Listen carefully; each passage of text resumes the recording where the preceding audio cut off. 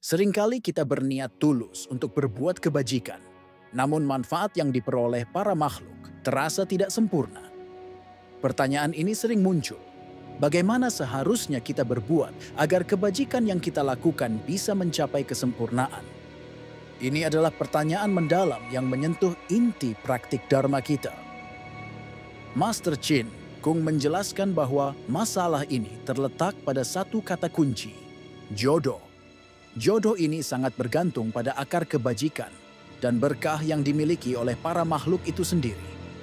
Tanpa adanya jodoh yang matang, upaya kita mungkin tidak membuahkan hasil yang diharapkan. Jika para makhluk memiliki akar kebajikan dan berkah yang kuat, maka kita dapat menjadi teladan yang baik bagi mereka. Kehadiran kita dapat menginspirasi dan membimbing mereka menuju kebaikan. Dalam kondisi ini, upaya kita akan menemukan lahan yang subur untuk tumbuh dan berkembang. Namun sebaliknya, jika para makhluk tidak memiliki akar kebajikan dan berkah yang memadai, maka meskipun kita telah mengerahkan segenap kemampuan, walaupun kita telah memberikan teladan terbaik, mereka mungkin tidak akan bereaksi atau menerima manfaatnya. Ini adalah realitas yang perlu kita pahami dalam berinteraksi dengan dunia. Keadaan sedemikian telah diperlihatkan oleh para sesepuh kita melalui sebuah pepatah bijak. Pepatah itu berbunyi, melangkah maju memberikan manfaat pada dunia, melangkah mundur melatih diri sendiri. Ini adalah panduan fundamental dalam perjalanan spiritual kita. Jika ada jodoh yang matang, maka kita harus mengorbankan diri demi kepentingan orang banyak.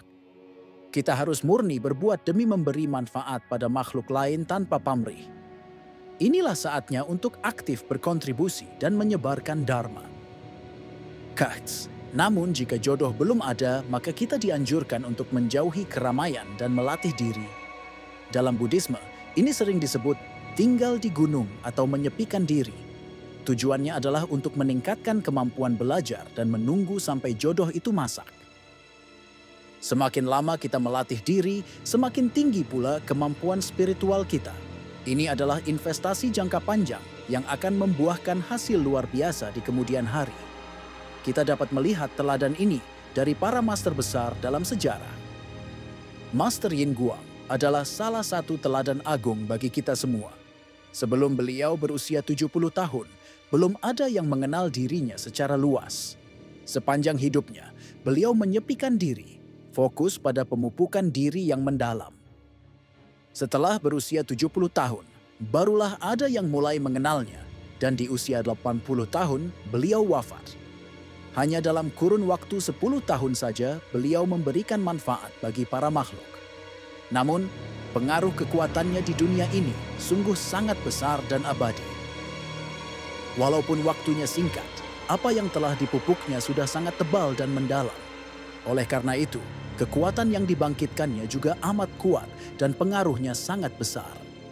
Ini menunjukkan pentingnya fondasi spiritual yang kokoh. Master Kumarajiva juga memiliki kisah yang serupa dalam penyebaran Dharma.